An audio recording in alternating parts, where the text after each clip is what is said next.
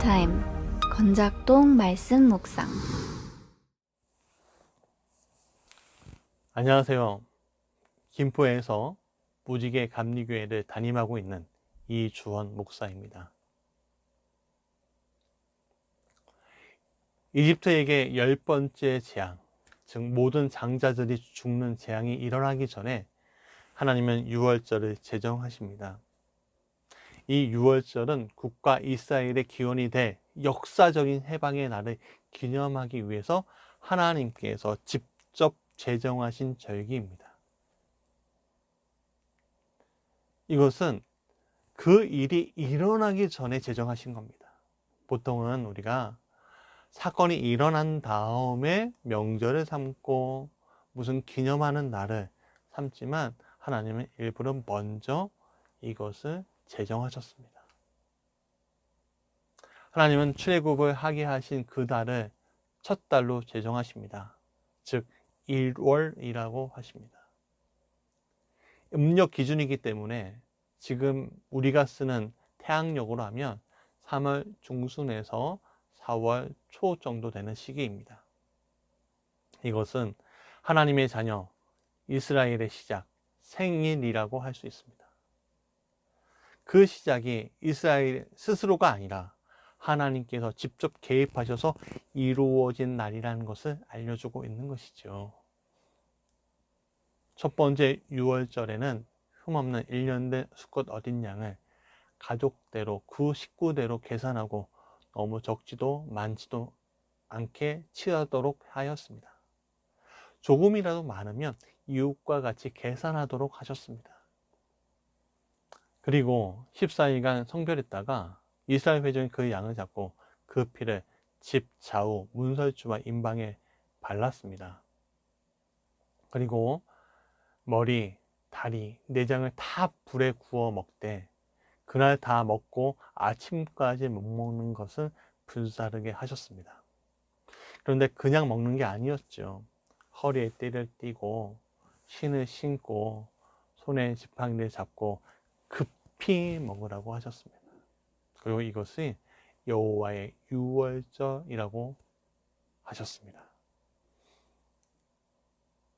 또한 이래 동안 무교병, 즉 누룩 없는 빵을 먹고 첫날과 마지막 날을 성회로 지키고 아무 일도 하지 말고 각자의 먹을 것만 갖추라고 하셨습니다. 이 본문에서 우리는 두 가지를 발견하게 됩니다. 첫 번째는 꼭 기억하도록 하셨다는 것입니다.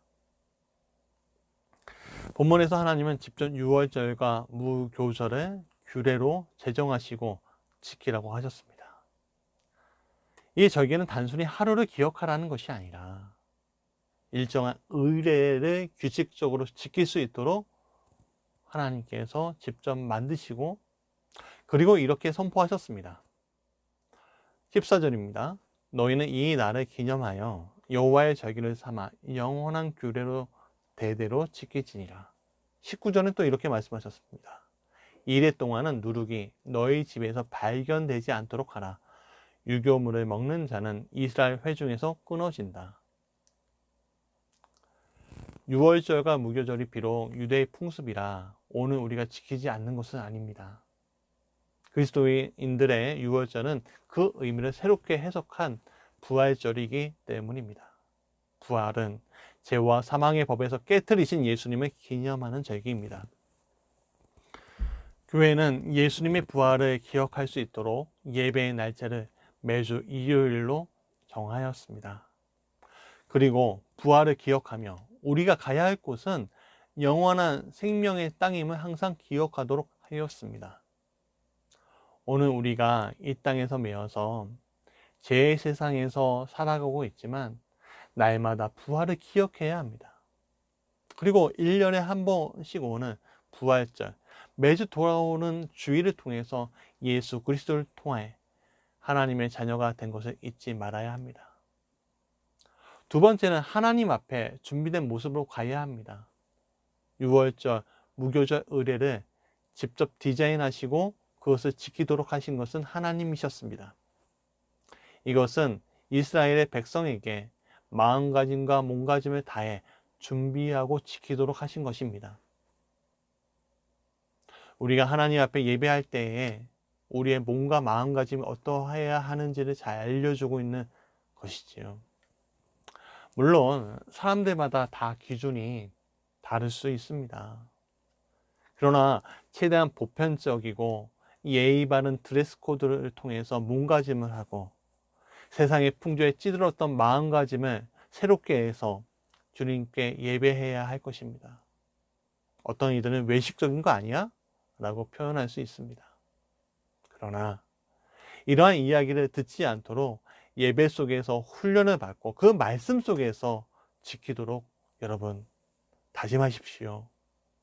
교회 밖을 떠나는 그 순간 외식적이란 말을 듣지 않도록 우리가 열심히 살아가야 합니다.